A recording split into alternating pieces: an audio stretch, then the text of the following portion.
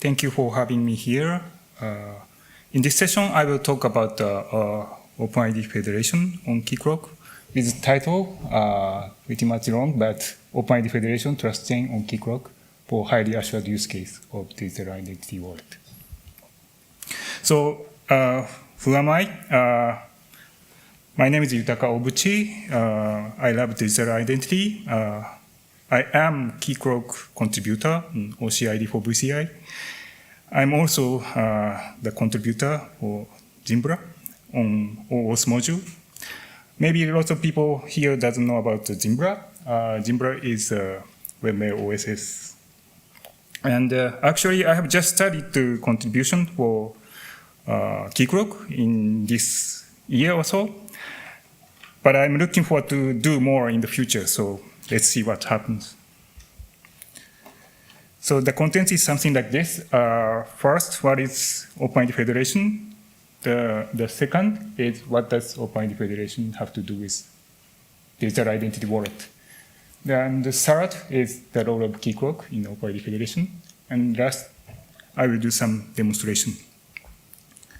So let's jump into the first one. First of all, I should start from what is OpenID Federation. What is OpenID Federation? OpenID Federation is now on the draft status, but it is another new specification from OpenID Foundation. From that sound, I guess maybe SAMO or OIDC come to your mind.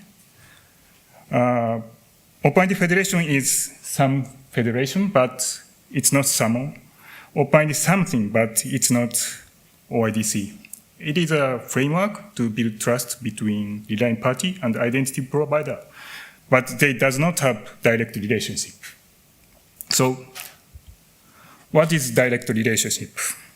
Direct relationship here is a pre-registered relationship. Relying party has registered with identity providers so that relying party has client credentials like client ID and client secret. As you can see in the figure, right-hand side, the entity in the same circle has direct relationship with each other.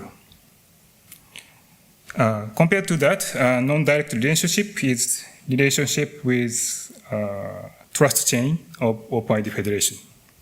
So obviously, the next is what is the trust chain of OpenID Federation. So trust chain is composed of third-party signatures, the signature of third-party authorities. One of the third-party authority is this one, intermediate authority. Intermediate authority authorizes the identity provider or relying party. Intermediate authority is, on the other hand, authorized by the trust anchor, which is the other one of the third-party authorities. In the figure right-hand side, this one, you can see that for identity provider A and relying party B. Then identity provider and relying party share trust anchors in each trust chain so that they trust each other.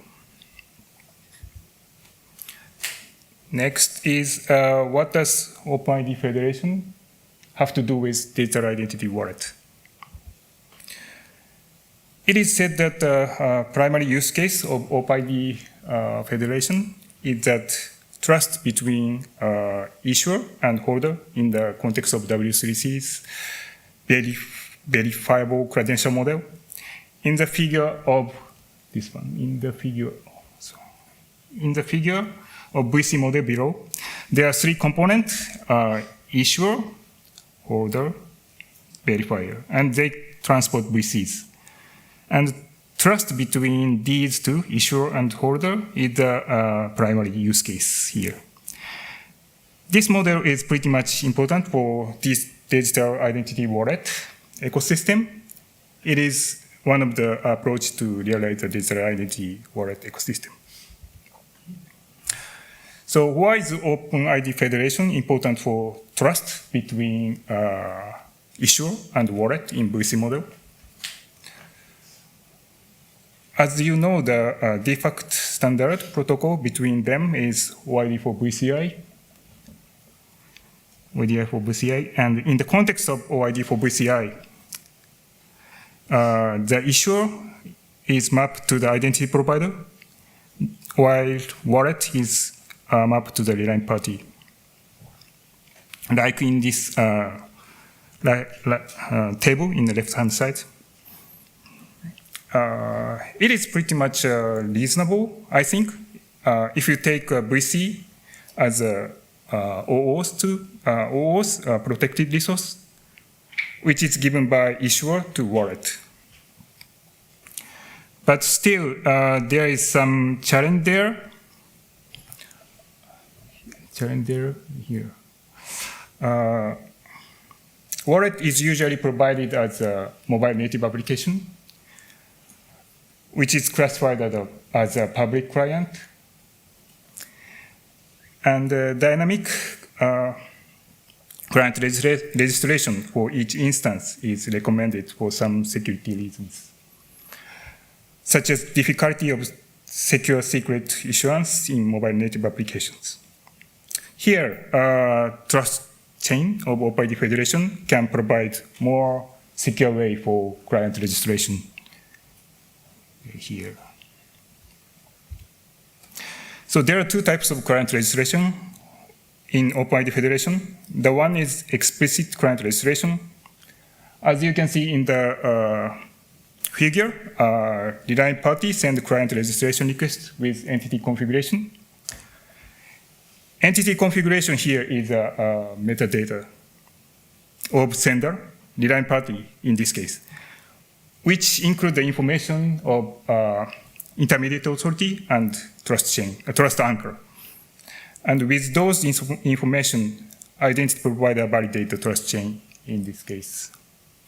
After the validation, identity provider send back the client credentials so that RP can do something with that, such as sending authorization request or token request as usual.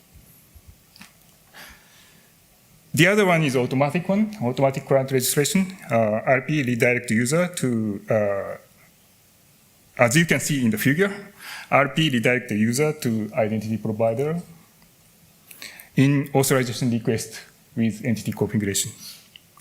Entity configuration here is pretty much same as the one in the previous sheet. After the validation, identity provider send back authorization response so that RP can proceed to next step, like sending token request as usual. So to this point, I only talk about the standard spec. From here, I will talk also about the Keycloak. What does Keycloak can do in the context of OpenID Federation? Of course, there are some other cases, but here I talk about the role in the client registration. For explicit client registration, Keycloak provides the client registration endpoint with trust chain of OpenID Federation.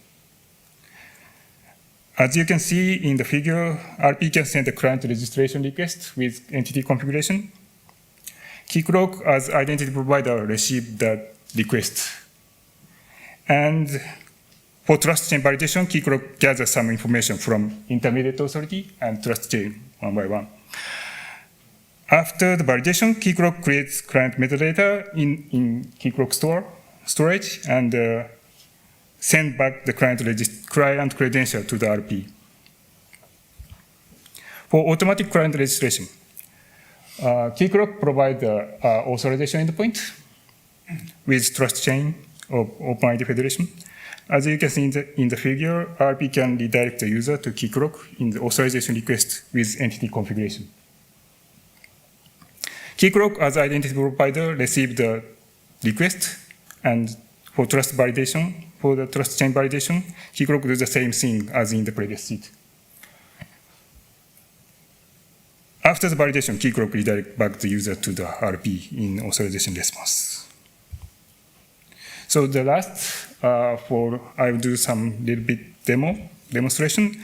I will do explicit registration scenario using plugin out there. The flow is something like this in the figure.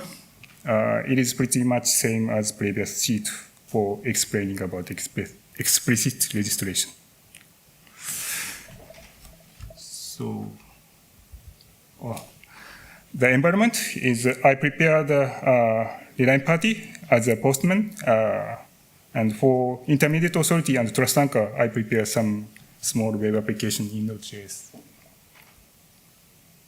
Okay, then let's move on to the demo.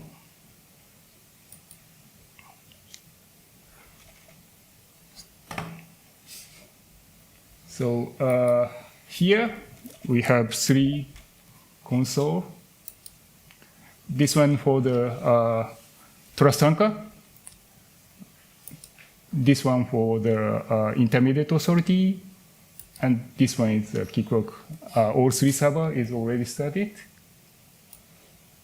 And for the, and in the Keycloak, I create a new realm, Fed01, for this demo. And as you can see, there is no custom client here. It is just a pre-created one. And for that realm, I will send some explicit client request with some input data, with just something like this, and the payload of something like this. So let me explain a little bit about that.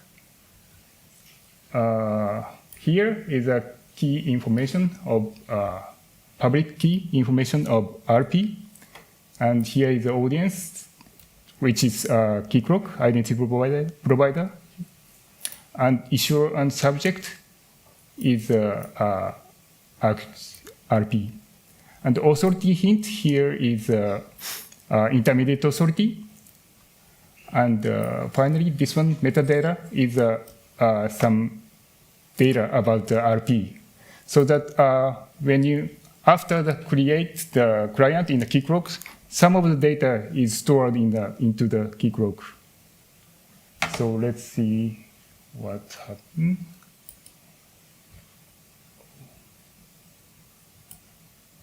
Okay. So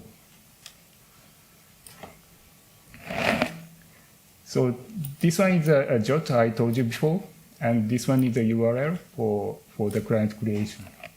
I will send a request so that as a result, you can see the client here like this. And as I told you before, for example, this data is in the entity configuration, input data, and also the JWKS URL, which is also in the entity configuration as a metadata. So that's it for demonstration. And let's get back to the slideshow for wrap up.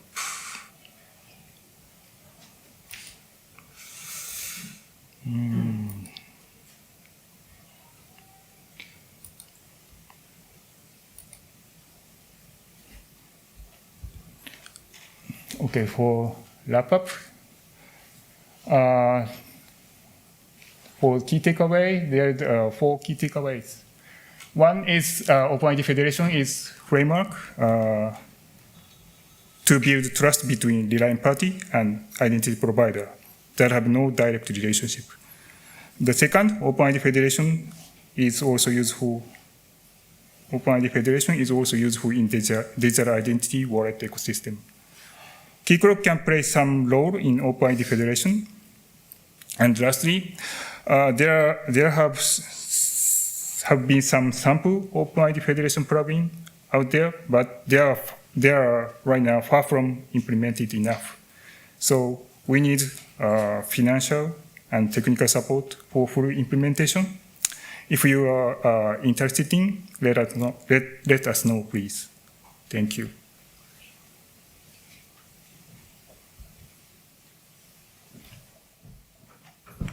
Thank you very much for presentation. So, any questions? Okay.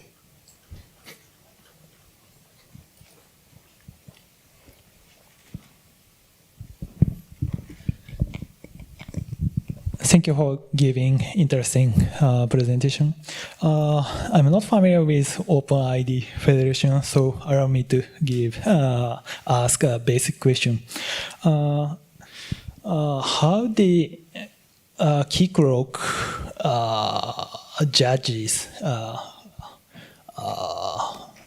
to accept the grant registration based on the validation of trust chain, right? Yes. Mm-hmm. So let me show some. Let me show that. So go back to the slide.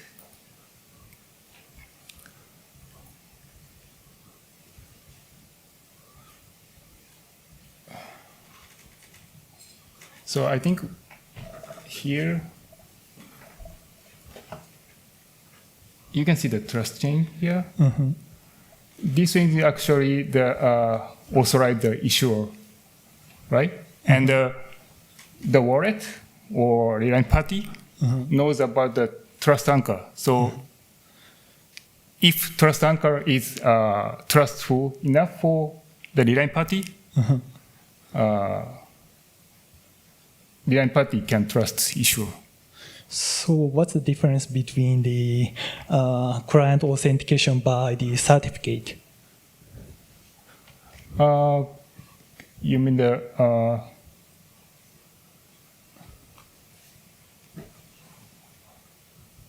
client authentication with certificate? So you mean the authentication with X509? Yeah. Is what you mean? Yeah. I think there is some difference is discussed in the internet world or something. And for OpenID Federation, there is I think two differentiate points. One is they define the policy. Which is policy and trademark. I think that is the two keywords which is different from the differentiate from the X509 certificate. So and of course I can explain that here. I can explain it is good. I can explain here, but I right now I'm learning about that. So. I cannot explain right now, so I'm sorry about that. Thank you for the answer. Thank you for the question. Any other question? Okay.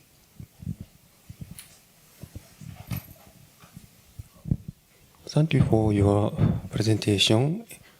And my question is, do you know any other use cases that adopted this OpenID Federation? I heard that the one use case is Italian national ID. Italy's national ID system uses this OpenID Federation. Yes. There are lots of identity provider and real-time party on their system, so that they adapt this OpenID Federation. But it's not for the digital identity wallet. Not digital identity wallet, but however, the Italian digital identity system are actually using this OpenID Federation specification. Thank you very much for the